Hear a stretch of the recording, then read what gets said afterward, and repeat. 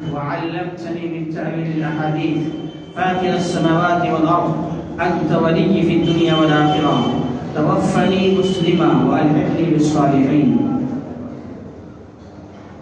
معزز محترم بزرگان دین، نوجوان دوستوں اور ساتھیوں، ہر قسم کی تعریف اس اللہ رب العالمین کے لیے ہے جو خالق کائنات اور مالک ارض و سما ہے۔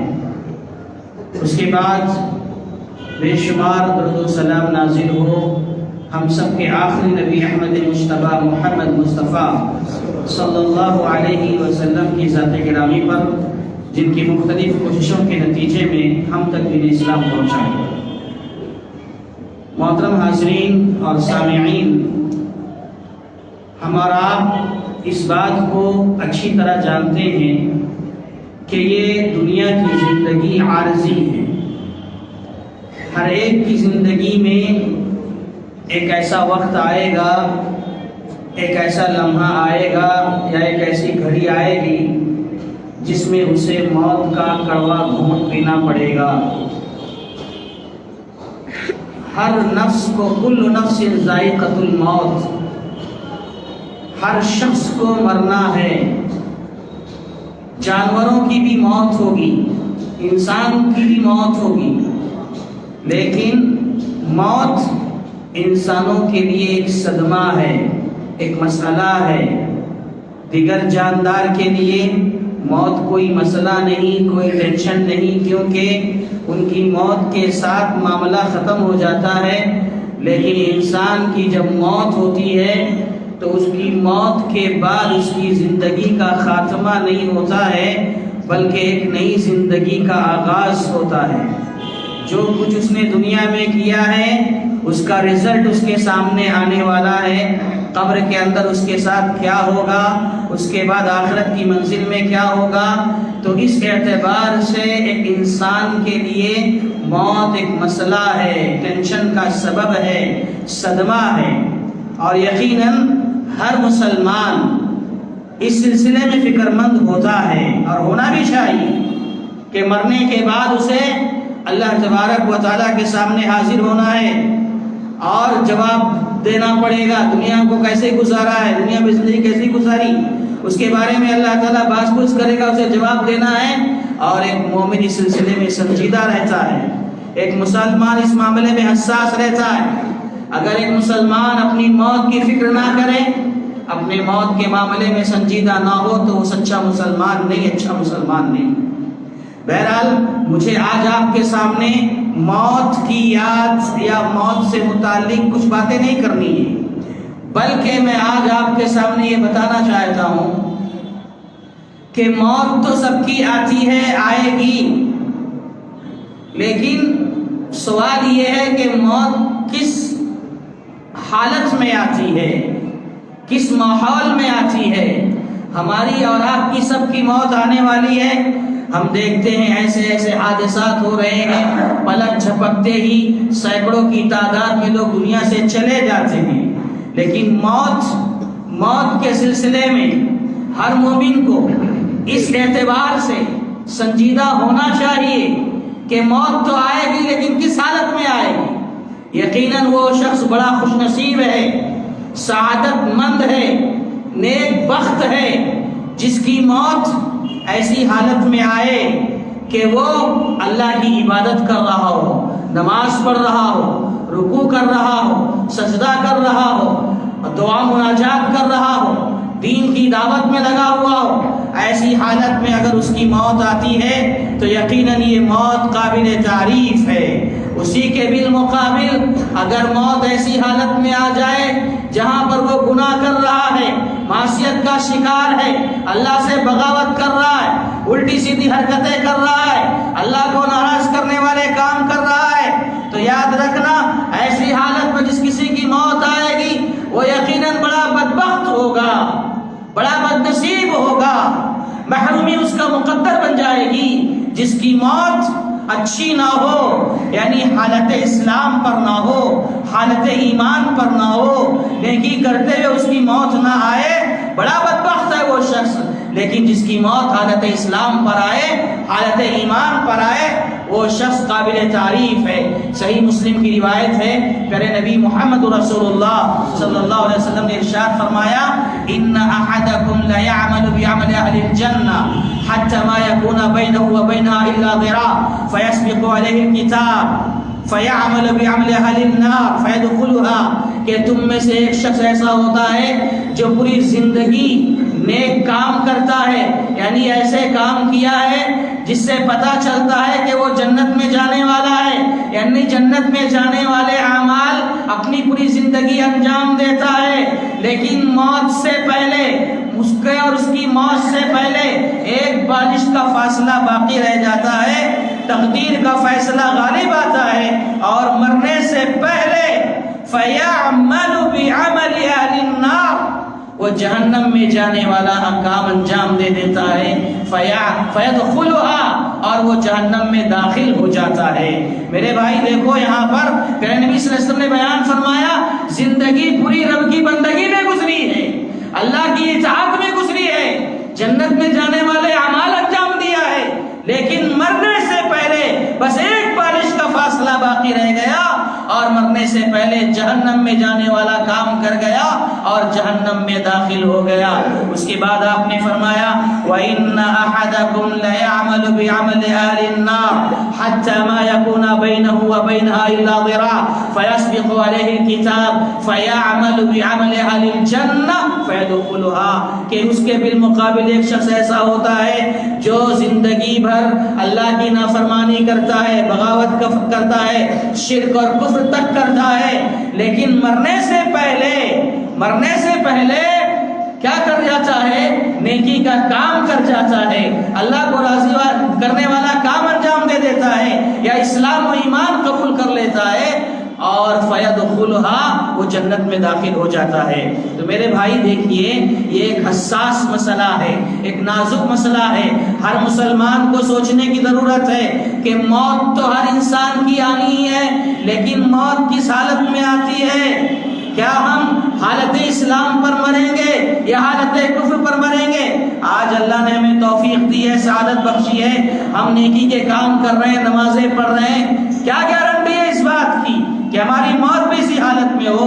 میرے بھائی یہ بہت اہم مسئلہ ہے، میں آپ کو بھی مثالوں سے واضح کروں، سمجھ میں آنے والی چیز ہے کہ ایک شخص حالت اسلام پر رہتا ہے لیکن خاتمہ اسلام پر نہیں ہوتا، جیسے کہ عبید اللہ بن جہش، آپ نے نام سنا ہوگا، یہ ام حبیبہ رضی اللہ تعالی عنہا کے سابق شوہر ہیں، عبید اللہ بن جہش اور ام حبیبہ رضی اللہ تعالی عنہا، یہ دونوں میاں بیوی مکے میں اسلام قبول کرتے ہیں، اور اسلام قبول کرنے کے بعد جب مکے میں ظلم و ستم بڑھنے لگا، پریشانیاں حد سے آگے بڑھنے لگیں، ہجرت کرنے کا موقع آیا، پہلی ہجرت حبشہ کی طرف ہوئی تھی، تو ام حبیبہ رضی اللہ تعالی عنہا اپنے شوہر عبید اللہ بن جہش کے ساتھ ہجرت کر کے حبشہ چلے گئے۔ وہاں جانے کے بعد عبید اللہ بن جہش، جنہوں نے اسلام تو قبول کر لیا تھا لیکن حبشہ جانے کے بعد وہاں پر اسلام پر باقی نہ رہ سکے، ایسے حالات آئے کہ وہ اسلام سے پھر گئے، مرتد ہو گئے، اسلام تو قبول کیا تھا لیکن خاتمہ اسلام پر نہیں ہوا۔ یہ عبید اللہ بن جہش ہیں جو ام حبیبہ رضی اللہ تعالی عنہ کے پہلے شوہر ہیں، جو اسلام تو قبول کرتے ہیں لیکن اللہ اکبر ان کا خاتمہ اسلام پر نہیں ہوتا۔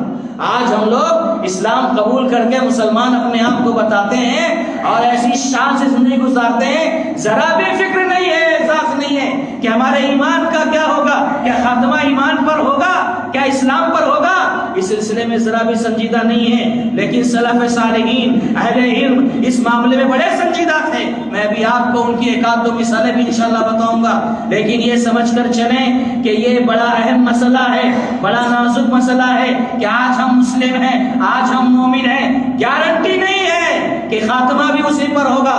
اور میں یہ ایک قدم آگے بڑھ کر کہوں، دنیا کا بڑے سے بڑا عالم، بڑے سے بڑا متقی پرہیزگار، علامۃ الدہر کیوں نہ ہو، کوئی بھی اس بات کا دعویٰ نہیں کر سکتا ہے، اس بات کی ضمانت نہیں دے سکتا ہے، اس بات کی گارنٹی نہیں دے سکتا ہے کہ اس کا خاتمہ ایمان پر ہوگا، اس کا خاتمہ بھی اسلام پر ہوگا، کوئی اس بات کی گارنٹی نہیں دے سکتا ہے۔ یہ ایسا مسئلہ ہے میرے بھائی، یہ عبید اللہ بن جہش اسلام قبول کرتے ہیں، خاتمہ اسلام پر نہیں ہوتا۔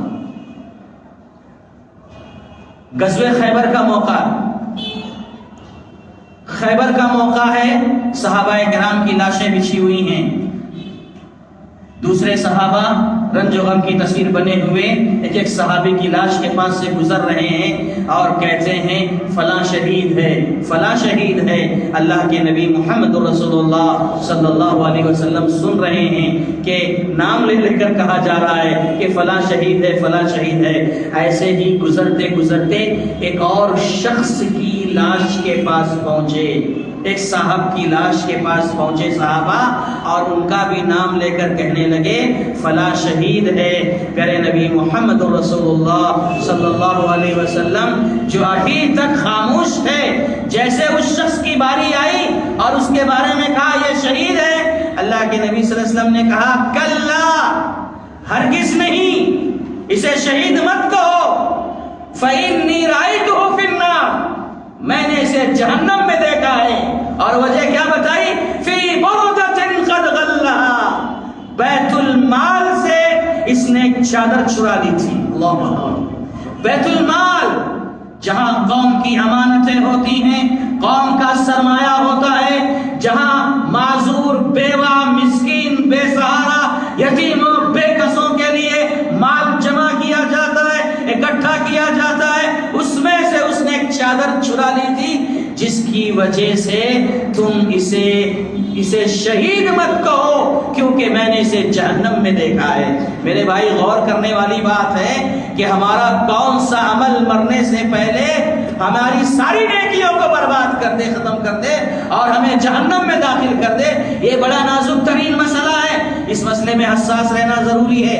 علامہ ابن قیم جوزی رحمۃ اللہ علیہ اپنی ایک کتاب سید الخاطر میں لکھتے ہیں، ایک واقعہ بیان کرتے ہیں کہ ان کے زمانے میں ایک بہت بڑا عابد، عبادت گزار، متقی، پرہیزگار شخص تھا، پوری زندگی اس نے رب کی بندگی میں گزار دی تھی۔ ایک وقت ایسا آیا اس کی زندگی میں کہ بیمار ہو گیا اور دنیا سے چل چلاؤ کا وقت آ گیا، دنیا سے چل چلاؤ کا وقت آ گیا۔ علامہ ابن قیم جوزی رحمۃ اللہ علیہ کہتے ہیں کہ میں اس کی خیریت دریافت کرنے کے لیے اس کے گھر پہنچا، اور جب اس کے پاس جا کر اس سے پوچھتا ہوں کیسے ہو، کیا حال ہے، تو اس نے ایک جملہ ادا کیا، اس نے کہا نعوذ باللہ ربی ہوا ذا یظلمنی، کہ میرا رب مجھ پر بہت ظلم کر رہا ہے، نعوذ باللہ۔ یہ جملہ اس نے ادا کیا۔ ابن قیم جوزی رحمۃ اللہ علیہ فرماتے ہیں کہ اس نے یہ جملہ جیسے ہی ادا کیا، اس کے ادا کرنے کے بعد اس کی روح پرواز کر گئی، اس کی روح پرواز کر گئی۔ یعنی کیا مطلب؟ زندگی بھر وہ عبادت کرتا رہا، مرنے سے پہلے اللہ اکبر رب کو ظالم بتا کر چلا گیا، رب کی شان میں گستاخی کر کر چلا گیا، جبکہ اللہ تعالیٰ ذرہ برابر ظلم نہیں کرتا۔ وَلَا يُظْلَمُونَ نَقِيرًا، کھجور کی گٹھلی میں جو باریک سی جھلی ہوتی ہے اور اس باریک سی جھلی میں جو باریک سی رسی ہوتی ہے، اس کے برابر بھی اللہ ظلم نہیں کرتا، اور یہ شخص مرنے سے پہلے اللہ کی شان میں گستاخی کر کے چلا گیا۔ تو آپ سوچو میرے بھائی کیا ہوگا؟ مرنا تو ہے، لیکن اگر مرنے سے پہلے ہم سے کوئی ایسا کام سرزد ہو گیا جو اللہ کو ناراض کرنے والا ہو، جہنم میں داخل کرنے والا ہو، تو کیا ہوگا ہمارا؟ اس لیے اس سلسلے میں ذرا سنجیدہ رہنا ہے۔ یہ تو میں نے ایک پہلو کی مثال دی حدیث کے ایک ٹکڑے کے حوالے سے کہ ایک شخص زندگی بھر اچھا کام کرتا ہے، حالت اسلام پر بھی رہتا ہے، لیکن خاتمہ اس کا اچھا نہیں ہوتا ہے۔ دوسرے پہلو کی طرف آتے ہیں کہ ایک آدمی زندگی بھر کفر پر رہتا ہے، نافرمانی کرتا ہے، اللہ سے بغاوت کرتا ہے، لیکن مرنے سے پہلے اسے توفیق مل جاتی ہے، وہ ہدایت پا جاتا ہے اور جنت میں جانے والا کام کر جاتا ہے اور جنت میں اس کو داخلہ مل جاتا ہے۔ اس کی مثال میں آپ کو دوں، ایک صحیح بخاری کا واقعہ ہے کتاب المرضی میں، اس حدیث کو نقل کیا گیا ہے کہ اللہ کے نبی محمد رسول اللہ صلی اللہ علیہ وسلم کی خدمت میں ایک یہودی لڑکا آیا کرتا تھا. تفصیل میں جانے کی ضرورت نہیں ہے، سارا واقعہ آپ کو پتہ ہے. یہودی لڑکا خدمت کرنے کے لیے آیا کرتا تھا. اچانک ایک دن وہ لڑکا بیمار ہو گیا. اللہ کے نبی صلی اللہ علیہ وسلم سے ملاقات نہیں ہوئی، پتہ چلا بیمار ہے. پیارے نبی صلی اللہ علیہ وسلم اس کے گھر گئے، اس کے گھر پہنچے، اس لڑکے کے پاس پہنچے اور کہتے ہیں یہودی لڑکے سے، اسلم یا ولد، اے لڑکے مسلمان ہو جا، اے لڑکے اسلام قبول کر لے. فنظر الی ابیہ، وہ لڑکا اپنے باپ کی طرف دیکھنے لگا سوالیہ نظروں سے کہ دیکھو میرا باپ کیا کہتا ہے. باپ تو شاید پہلے ہی سے متاثر ہو گیا کہ ہم جس نبی کے بارے میں برا بھلا کہتے ہیں وہ میرے بیٹے کو دیکھنے کے لیے میرے گھر تک آ گیا ہے. اس کے دل میں بھی تھوڑا نرم پہلو آ گیا. اس نے کہا اپنے بیٹے سے، اے میرے بیٹے اطیع ابا القاسم، ابو القاسم جو کہہ رہے ہیں یعنی اللہ کے نبی صلی اللہ علیہ وسلم جو کہہ رہے ہیں ان کی بات کو تم مان لو، قبول کر لو. سبحان اللہ. لڑکا جو یہودی تھا اس نے نبی کی دعوت پر لبیک کہا، کلمہ پڑھا، مسلمان ہوا اور اللہ کے نبی محمد رسول اللہ صلی اللہ علیہ وسلم یہ کہتے ہوئے وہاں سے نکلے، الحمدللہ الذی انقذہ من النار. اے اللہ تیرا لاکھ لاکھ شکر احسان ہے کہ تو نے اس لڑکے کو میرے ذریعے نارے جہنم سے بچا لیا. میرے بھائی یہ لڑکا یہودی تھا لیکن مرنے سے پہلے اس نے اسلام قبول کر لیا. اور ایک واقعہ آپ جانتے ہیں بنی اسرائیل میں ایسا ایک واقعہ آپ نے سنا ہے نا کہ ایک شخص تھا جو 99 لوگوں کا قتل کر دیا تھا، 99 لوگوں کا قتل کر دیا تھا. اور ایک عابد کے پاس گیا، عبادت گزار شخص کے پاس گیا اور اس سے پوچھا، بھائی دیکھو میرا ایسا مسئلہ ہے، میں نے 99 لوگوں کا قتل کر دیا ہے، کیا اللہ مجھے معاف کرے گا؟ دیکھیے یہی فرق ہے عبادت گزار کا اور ایک عالم کا. وہ عابد تھا، عالم نہیں تھا، اسے صحیح مسئلہ معلوم نہیں تھا، غلط فتویٰ دے دیا، کہا کہ تم نے 99 لوگوں کو قتل کیا ہے، تمہیں اللہ معاف نہیں کرے گا. اس نے کہا جب مجھے معاف نہیں کرے گا تجھے کیوں چھوڑوں، لا سنچری مکمل کر لیتا ہوں. اس نے اس کو بھی اڑا دیا 100 مکمل. دیکھو اس نے غلط فتویٰ دیا، نتیجے میں اپنی جان کو گنوا بیٹھا. دیکھیے نتیجے میں جان کو گنوا بیٹھا. بہرحال 100 مکمل کر دیے اس نے.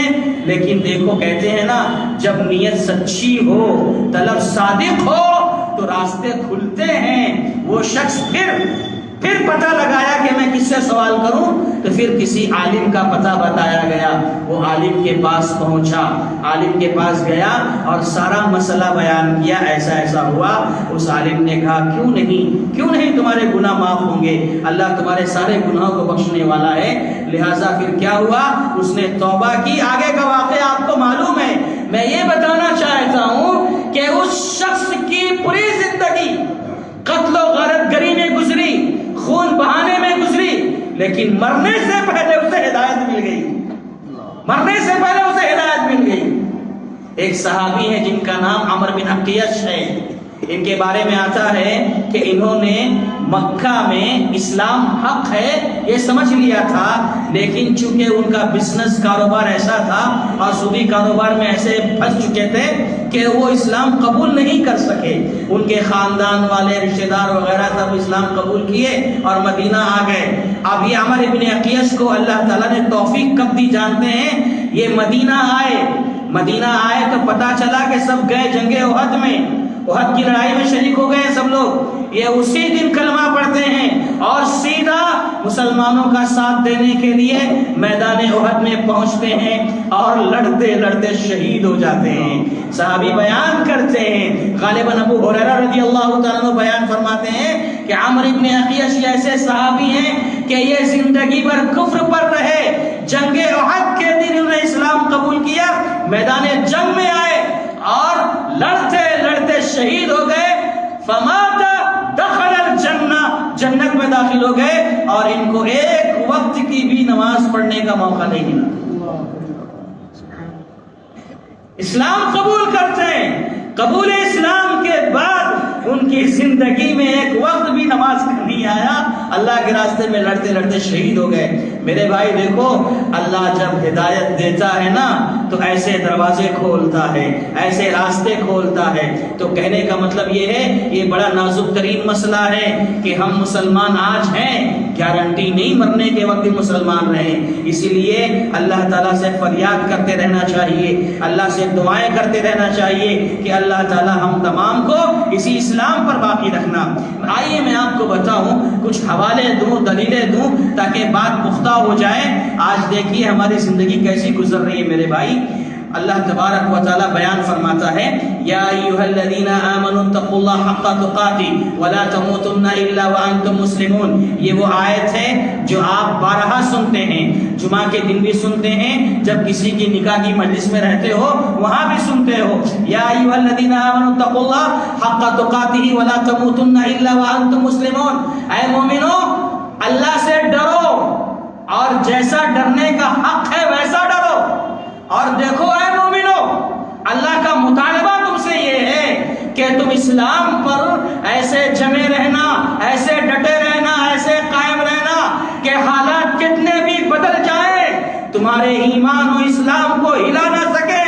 تمہاری موت آئے تو اسی اسلام پر آنی چاہیے۔ یہ اللہ کا مطالبہ ہے مومن بندوں سے کہ اسلام پر جمے رہنا، اپنے ایمان کی حفاظت کرنا، موت آنی چاہیے تو اسی اسلام پر آنی چاہیے۔ یہ اللہ تبارک و تعالیٰ نے مومن بندوں سے خطاب فرمایا۔ اسی طریقے سے دیکھیے، یہ ابراہیم علیہ السلام ہیں، یہ یعقوب علیہ السلام ہیں، یہ باپ ہیں، اپنے بچوں کی تربیت کرتے ہیں۔ آج ہمارا کیا معاملہ ہے میرے بھائی؟ آج ہم لوگوں نے زندگی ایسی گزارنی شروع کر دی ہے کہ ہم تو خود ہی جہنم میں جانے والے کام کر رہے ہیں، جبکہ ہماری ذمہ داری یہ ہے کہ ہم خود کو بھی جہنم سے بچائیں اور اپنی اولاد کو بھی جہنم سے بچائیں۔ یا ایھا الذین آمنوا قوا انفسکم واہلیکم نارا، یہ ہماری ذمہ داری ہے کہ ہم اپنے آپ کو بچائیں، اپنی اولاد کی تربیت کریں، اپنی اولاد کو، اپنی نسل کو، سب کو جنت میں لے جانے کی کوشش کریں۔ یہ ہماری اپنی ذمہ داری ہے۔ آج ہم کیا کر رہے ہیں؟ آج نہ ہم دین کی خدمت کر پا رہے ہیں، نہ دعوت کا کام کر پا رہے ہیں، نہ اپنے آپ کو سنوار پا رہے ہیں، نہ اپنی اولاد کو سنبھال پا رہے ہیں، نہ اپنی بیوی بچوں کی اصلاح کر پا رہے ہیں۔ ہم بس دنیا میں مست پڑے ہوئے ہیں، دنیا دنیا دنیا۔ صبح ہو رہی ہے دنیا، شام ہو رہی ہے دنیا، سوتے ہیں تو خواب دیکھتے ہیں تو دنیا، بیدار ہوتے ہیں تو دنیا، بس دنیا دنیا دنیا دنیا۔ یہی ہماری صبح و شام ہے، یہی ہماری زندگی کا مقصد بن چکا ہے۔ لیکن جہنم سے بچانا اپنے آپ کو، اپنی اولاد کو، دین کی خدمت کرنا، دعوت کا کام کرنا، اپنے بچوں کو جہنم سے بچانا، اس کی کوئی فکر نہیں ہے۔ یہ دیکھو ابراہیم علیہ السلام ہے، یہ یعقوب علیہ السلام ہے، اللہ تعالیٰ ان کے بارے میں ذکر کرتا ہے، وَوَصَّى بِهَا إِبْرَاهِيمُ بَنِيهِ يَعْقُوبَ يَا بَنِيَّ إِنَّ اللَّهَ اصْطَفَى لَكُمُ الدِّينَ۔ یہ کہتے ابراہیم علیہ السلام، یعقوب علیہ السلام، اے ہمارے بچوں، اللہ اکبر، قربان جائیے، بچوں کو بلاتے ہیں، وصیت کرتے ہیں۔ وصیت کی ابراہیم اور یعقوب علیہ السلام نے۔ میرے بھائی، وصیت جانتے ہیں کیا ہے؟ وصیت اور نصیحت میں یہی فرق ہوتا ہے کہ نصیحت آدمی کبھی بھی کر سکتا ہے، لیکن وصیت یا آدمی اس وقت کرتا ہے جب لمبے سفر پر کہیں جا رہا ہو یا تو دنیا سے جا رہا ہو، تو مرنے سے پہلے وصیت کر جاتا ہے۔ تو یہ وصیت ہے، یہ وصیت کی جا رہی، وصیت کا رتبہ بڑا اونچا ہوتا ہے۔ یہ وصیت کر رہے ہیں باپ ابراہیم علیہ السلام بھی، یعقوب علیہ السلام اپنے بچوں کو کیا کہہ رہے ہیں؟ کیا وصیت کر رہے ہیں؟ یا بنی، اے ہمارے بچوں، ان اللہ اصطفى لکم الدین، اللہ تبارک و تعالیٰ نے تمہارے لیے دین اسلام کو چن لیا ہے، منتخب کر لیا ہے، فلا تموتن الا وانتم مسلمون۔ اور دیکھو، اس اسلام پر ایسے جمے رہنا میرے بچوں، اس اسلام پر ایسے ڈٹے رہنا کہ تمہاری موت آئے تو اسی اسلام پر آنی چاہیے۔ میرے بھائی، آج جو ماحول چل رہا ہے یا جن حالات سے ہم گزر رہے ہیں، آپ سب اچھی طرح جانتے ہیں، مجھ سے زیادہ آپ جانتے ہیں، آپ کی نظر بھی ہے کہ اللہ کی قسم ہے، یہ جو حالات چل رہے ہیں نا، ہماری زندگی تو جیسے تیسے کٹی ہے اور کٹ جائے گی۔ ہمارے جو معصوم ننھے بچے ہیں، جنہوں نے ابھی جوانی نہیں دیکھی ہے، ان کا مستقبل ابھی سامنے ہے۔ اگر ہم نے ابھی سے ان کے بارے میں نہیں سوچا اور صحیح رہنمائی نہیں کی، عقیدہ مضبوط نہیں کیا، تو گارنٹی نہیں ہے کہ وہ اس اسلام پر باقی رہیں گے۔ اللہ کی قسم کہہ رہا ہوں میں، یہ کوئی معمولی چیز نہیں ہے۔ ہم اپنی آنکھوں سے دیکھتے ہیں، ہم ملک کے دورے کرتے ہیں، لوگوں کو دیکھتے ہیں قریب سے، اور دنیا دیکھ رہے ہیں ہم کہ کہاں سے کہاں اور کیا کیا ہو رہا ہے۔ کل تک جو بچہ 5 وقتہ نمازی ہوا کرتا تھا، آج اس کی حالت یہ ہے کہ وہ بے دین بنا بیٹھا ہے۔ ذمہ دار کون ہوتے ہیں؟ اس کے والدین ہوتے ہیں، ماں باپ ہوتے ہیں، سماج ہوتا ہے، معاشرہ ہوتا ہے، جو اس طرف رہنمائی نہیں کرتے۔ میرے بھائی، ہماری زندگی تو جیسے تیسے گزر جائے گی، اور حالات اتنے بگڑے ہوئے ہیں کہ میں آپ کو بتاؤں، شیخ مقصود حسن فیضی حفظہ اللہ، جن کو آپ سب اچھی طرح جانتے ہوں گے، انہوں نے اپنی ایک تقریر میں جب قیامت کی بڑی نشانیوں کا تذکرہ کر رہے تھے اور امام مہدی کا ذکر کر رہے تھے کہ امام مہدی کس زمانے میں آئیں گے، کس حالات میں آئیں گے، تو تذکرہ کرتے کرتے شیخ محترم نے یہ کہا کہ یہ جو دور چل رہا ہے، امام مہدی ایسے ہی دور میں ظہور پذیر ہوں گے، اور کوئی بعید نہیں ہے کہ ایک ہفتے میں، ایک مہینے میں پتہ چل جائے کہ امام مہدی کا ظہور ہو چکا ہے۔ میرے بھائی سمجھ رہے ہیں شیخ محترم نے کتنی بڑی بات کہہ دی ہے؟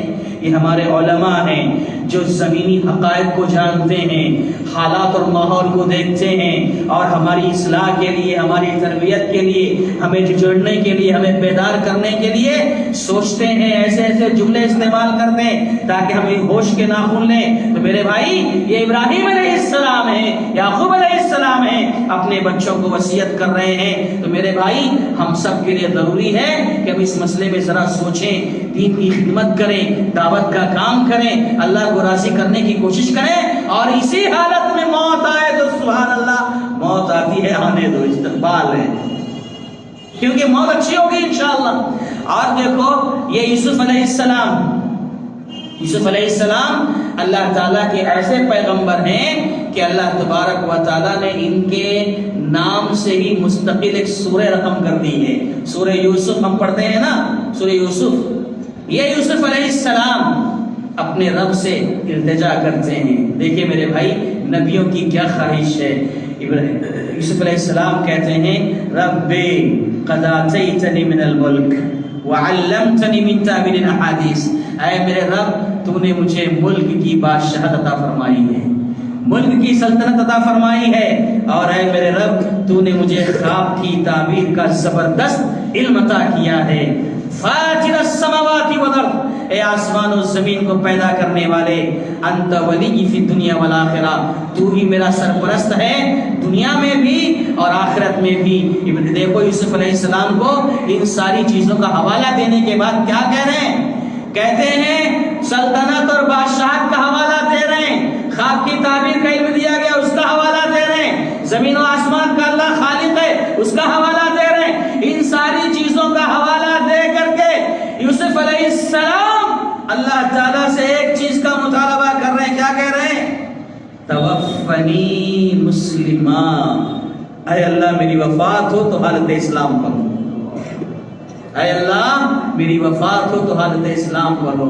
یہ نبی ہے میرے بھائی، پیغمبر ہے اللہ تعالیٰ کے، یہ اس قدر حساس ہیں کہ اللہ سے دعا کر رہے ہیں خاتمہ ہو تو اسلام پر ہو، اور ہم آزاد تو نہیں بنے، کوئی فکر نہیں ہمیں کہ ہم موت کے سلسلے میں فکر مند ہو کہ موت کیسی آئے گی، کس حالت میں آئے گی، اور اس وقت جو حالات ہیں ملک کے، اللہ ہی ہمارا محافظ ہو۔ آپ جانتے ہیں اس بات کو؟ اللہ تبارک و تعالیٰ نے دعا سکھائی ہمیں، کیا کبھی کوئی دعا کرتا ہے؟ ربنا فاغفر لنا ذنوبنا وکفر عنا سیئاتنا وتوفنا مع الابرار، اے ہمارے رب ہمارے گناہوں کو بخش دینا، ہماری خطاؤں کو درگزر کر دینا، اور آخری جملہ کیا ہے؟ وتوفنا مع الابرار، ہماری موت ہو تو ابرار کے ساتھ ہو، نیک لوگوں کے ساتھ ہو۔ یعنی موضوع سے جوڑ کر کہیں تو جن لوگوں کی موت حالت اسلام پر ہوئی ہو، ہماری موت بھی ایسے لوگوں کے ساتھ ہو۔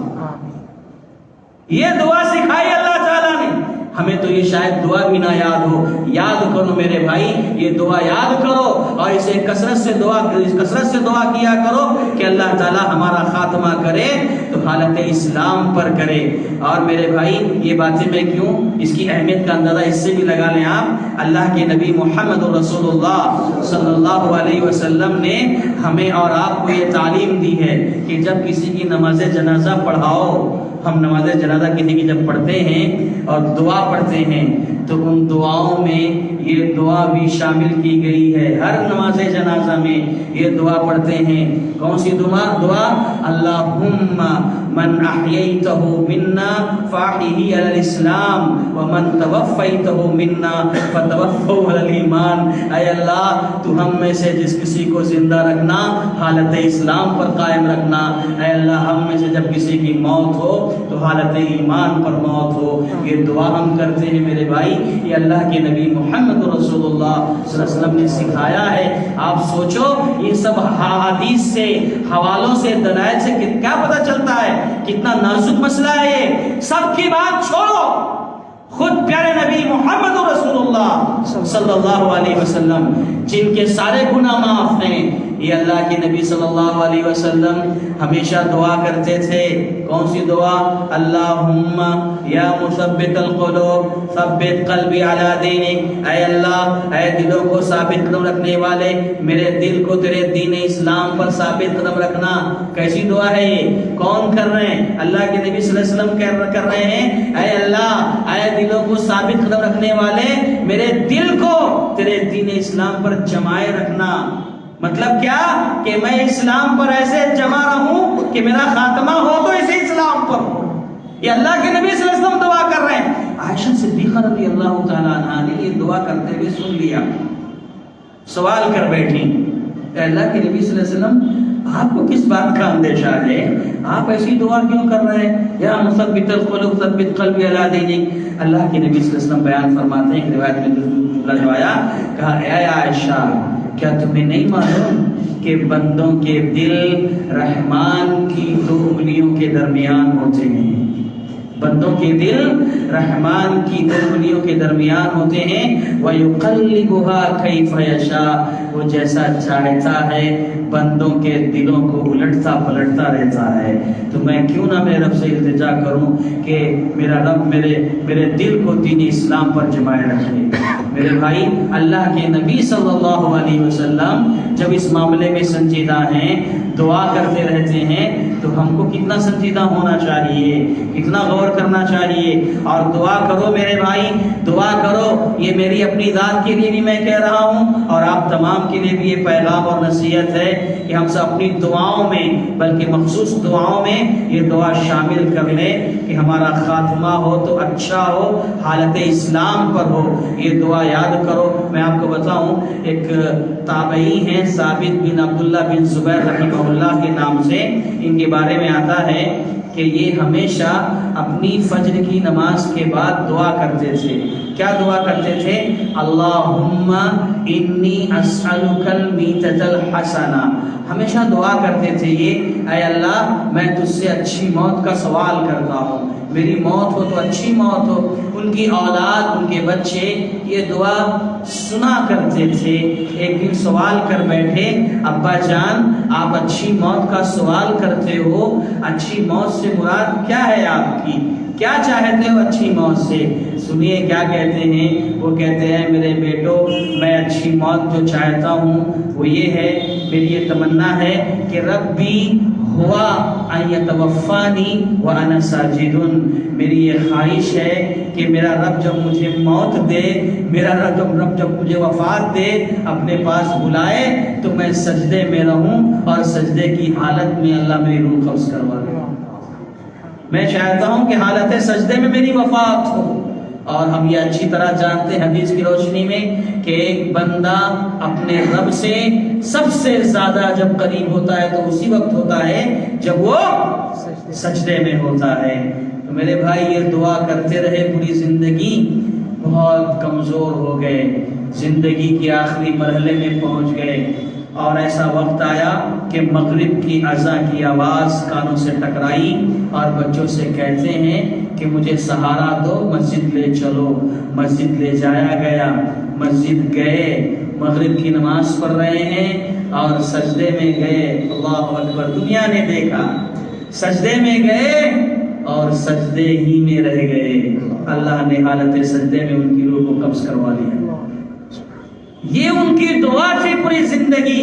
اللہ نے ان کی دعا کی لاج رکھ لی, قبول کر لیا, اور سجدے کی حالت میں ان کی وفات.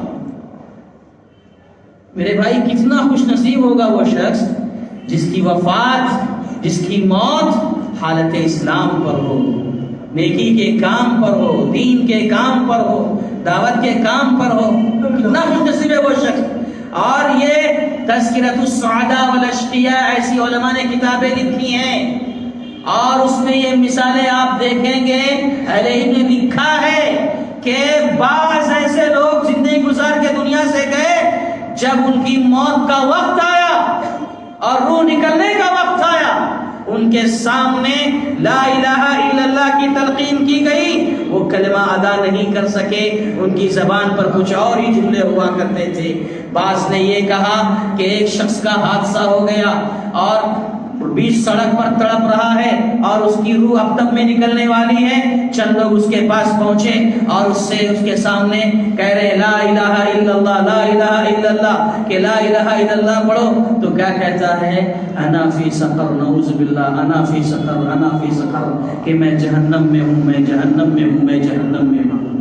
اس کو کلمے کی تلقین کر رہے ہیں کہ لا الہ الا اللہ پڑھو, لیکن مرنے کے وقت مر رہا ہے, اس کی زبان سے نکل رہا ہے انا فی سقر, انا فی سقر. اعوذ باللہ. ایک اور واقعہ ایسا آیا کہ ایک شخص بالکل موت کے قریب ہے, روح نکلنے کے قریب ہے, اسے کلمے کی تلقین کی جا رہی ہے, تو کہہ رہا ہے 10 کا 4, 10 کا 4, 10 کا 4. مطلب کوئی کاروبار کر رہا تھا, وہ اتنا مگن تھا کاروبار میں کہ روح نکلنے کے وقت بھی 10 کا 4, 10 کا 4 لگا رہا ہے. کلمے کی سعادت نصیب نہیں ہو رہی ہے. تو میرے بھائیوں, میں اپنی گفتگو یہیں پر سمیٹنا چاہتا ہوں اس پیغام کے ساتھ, اس نصیحت کے ساتھ. میرے بھائی, اس ساری گفتگو کا خلاصہ ہے, پیارے نبی محمد رسول اللہ صلی اللہ علیہ وسلم بیان فرماتے ہیں, کل بنی آدم یبعث علی ما مات علیہ. بنی آدم یعنی آدم کی اولاد جس حالت میں مرے گی اسی حالت میں اٹھائی جائے گی. سبحان اللہ. اگر ہم سجدے میں دنیا سے جائیں گے, سجدہ کرتے ہوئے اٹھیں گے اللہ کے سامنے, دین کی دعوت دیتے ہوئے دنیا سے جائیں گے, اللہ اکبر, اسی حالت میں دعوت دیتے ہوئے اٹھیں گے. تو میرے بھائی, یہ بڑی سعادت کی بات ہے, یہ ہر مسلمان کے لیے سوچنے کی بات ہے. بہرحال اللہ سے ہم دعا کرتے ہیں کہ اللہ تبارک و تعالیٰ جو باتیں, جتنی باتیں ہم نے کتاب و سنت کی روشنی میں کہی ہیں, اللہ تعالیٰ ہم تمام کو کہنے اور سننے کے ساتھ ساتھ عمل کی توفیق عطا فرما. اللہ ہمیں موت, سنجیدہ موت اور حالت اسلام پر اور حسن خاتمہ جسے کہا جاتا ہے, ایسی موت ہم سب کو نصیب فرما. اللہ دنیا میں عزت کے ساتھ رکھنا, خاتمہ ہو تو ایمان بالخیر پر ہو. آمین. وآخر دعوانا ان الحمد للہ رب العالمین. السلام علیکم ورحمۃ اللہ وبرکاتہ.